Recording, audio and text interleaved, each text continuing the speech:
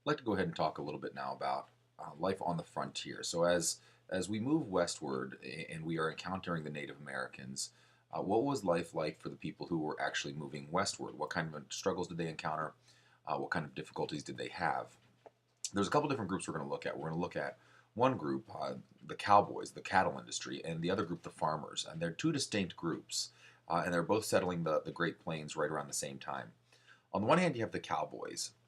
The cattle industry really is born in the late 1800s. As a livelihood, ranchers had been around for a while. Really, the Spaniards had brought over cattle with them. And out west, it was common to have large herds, and this was a way of life. This was a livelihood, but there was no real means to get the beef from those large herds back to the population back in the east. It's very sparsely populated out in the west, and there was really no way to go ahead and get the product to market. That changes after the Civil War with the advent of railroads.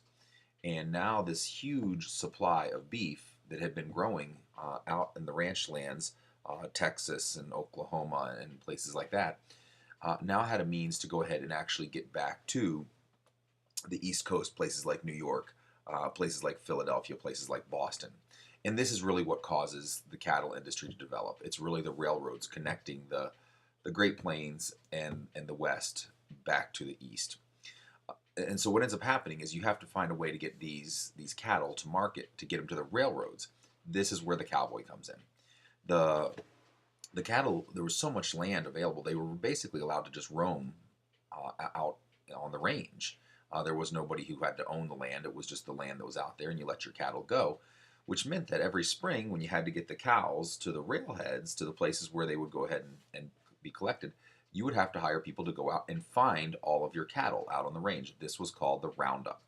Usually takes place in the spring, and again, it's collecting the cattle from the open range. Any calves that have been born over the winter would be branded so that they would be identified as yours. Again, you didn't have them on your property; they were just allowed to roam, and so you had to find a way. You had to have a way of knowing which cows were yours, which cattle were yours, and that's why you branded them. Once you collected them, you drove them into corrals, and there you go ahead and you'd collect your herd. Then you had to drive them from where they were grazing to where the railroads actually were. The cattle drives could last as long as 3 months. And most of the people who were working on the cattle drives were your cowboys. They were part-time help. They were seasonal work. You only needed them for a few months of the year. There were really just a very few workers on a cattle drive that were employees of the ranch. They would include the trail boss, the cook, and the wrangler. The trail boss was the rancher's right-hand man. This is the guy that was the most trusted employee. He worked for the rancher all year round. He was the guy. He was the rancher's representative. A lot of times, the cattle would have to be driven across private property, and the trail boss would go ask permission to do that, and sometimes pay to go ahead and move them across somebody else's land. Uh, but again, he was the guy in charge. The cook was another guy. He was usually the guy um, who was a little bit crusty, kind of an old guy. He'd been around the block a time or two, but he was in charge of making sure the men were taken care of. And the other thing that was on there was the cowboys usually didn't have their own horses either. The horses were also supplied by the rancher, and he had to have a guy who took care of his horses. That was the wrangler. The wrangler was the guy on the trail, again, usually a full-time employee of the rancher, just like the cook and the trail boss. He worked year-round on the ranch, and he took care of the horses. And again, the cowboys, they were temporary help. They would go ahead and get paid once the drive was over, and then they'd go on about their way. Usually, you didn't make a livelihood being a cowboy. It was kind of like having a summer job. So, why did the cowboys' way of life come to an end? It really came to an end because of natural circumstances and because of new technological developments. The first natural circumstance, one of the worst blizzards in our nation's history, the blizzard of 1887. Temperatures reached negative 68 degrees. In the span of 3 days, 6 feet of snow fell across the Great Plains, and many ranchers lost up to 90% of their herds. The cows couldn't actually get down through the snow to graze and to eat, and the ranchers had no way of feeding them because who knew where they were at? They were just out. And so there was no way to really keep track of them and to make sure they were fed.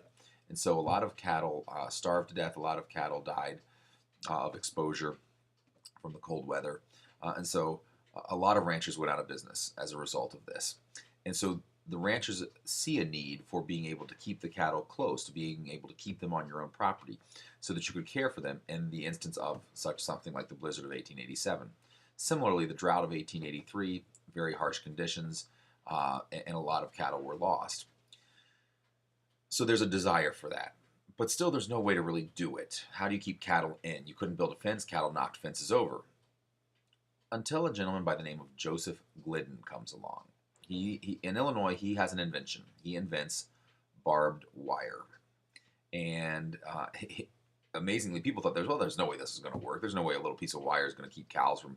With the little barbs that had strung along the wire, he was able to set up a demonstration where they stampeded a herd of cattle into a town kind of down the main road, and they had barbed wire stretched across the road, and it stopped them dead in their tracks. And all of a sudden, all the ranchers were like, "Ho!" And that would be cheap. It'd be easier to put up. We could actually go ahead and keep our cattle confined. And that's when the ranches started to go ahead and put up barbed wire and started to close in the ranches. That was the end of the open range. And so there was really no need for cowboys any longer. Another group, besides the cowboys, that took advantage of the Great Plains were your settlers. They were a little bit different. Settlers, they were looking to go ahead and move west to farm and to go ahead and make a livelihood that way. The reason why they were able to do so, railroads certainly made it possible with federal land grants. All of a sudden, people had a means to get out west. And so as more people traveled out to the west, more of them were willing to go ahead and take advantage of the Homestead Act of 1862, which basically promised 160 acres to every family if you were willing to work on the land for 5 years. Another thing that really pushes people to move west is the economic recession of 1873. There simply weren't jobs in the city. You had to find some way to survive. And so maybe that way was to go farm and grow your own food. And a lot of people fled the cities and the poverty and the struggles that went with urban life for the rural life, to go farm. However, when they got out there, it was pretty rough. Conditions for your settlers were difficult. When you first got out there, it wasn't like you could go down to the local hardware store to buy stuff to build a house. You had to make do with whatever was there. And so initially, most of your settlers sheltered in what were either called dugouts or soddies. A dugout was literally a house that was dug into an embankment. You literally lived in a hole in the side of a hill, and it might have a few like walls made from some trees that you could find. But again, on the Great Plains, there's not a lot of trees. More common than that were what were called soddies. To break up the land, the sod was so thick on the Great Plains that as they broke it up, they could actually take it and stack it, and they could make houses out of it. And so you literally had houses made out of these huge chunks of sod that was basically made out of mud. They were pretty good for the plains because the dirt was good insulation against the cold. The winters got brutally cold, and it kept the house cool in the summer. And the summers in places like Kansas and Nebraska can get brutally hot. So you have the extremes of temperature, the really cold winter, the really hot summer. And the soddies and the dugouts both provided good shelter from those types of extreme conditions. It was also, not only was it difficult just because of the conditions, it was difficult because you were isolated. There was no one else out there. Again, the closest town, might be a day's trip away. Your closest neighbor might be similarly a day away. There was no one around. You were by yourself, and rarely would you see other people. And this actually was one of the biggest struggles of folks who moved west and tried to settle the land on the Great Plains. And really, what really makes it all possible is technological innovation. I mentioned the thick sod that they used to build their houses.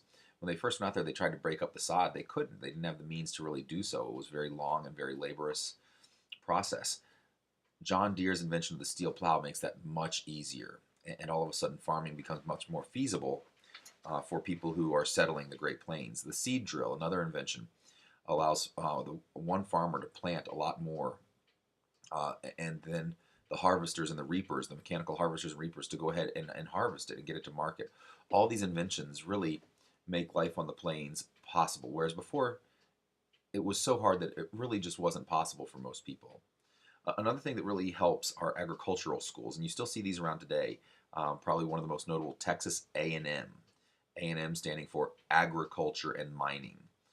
These were made possible by what were called the Morrill Land Grants that were given to states to go ahead and build these schools. And the idea was to go ahead and help farmers out by communicating the latest in technology, the latest in ideas about planting, and the latest innovations. And in this way, making, again, farming the plains possible.